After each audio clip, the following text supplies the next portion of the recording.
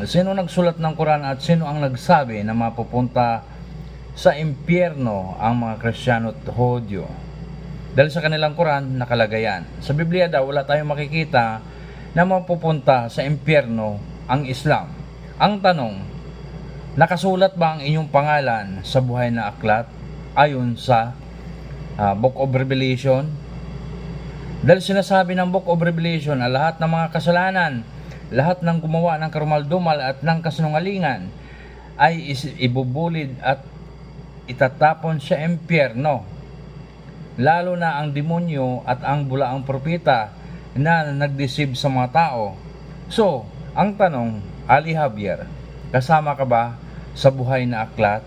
Kasi pag hindi ka kasama, sa impyerno ang punta mo. Lahat ng tao na outside of Jesus Christ at hindi nananampalataya sa Diyos sa pamamagitan ni Kristo ay siyang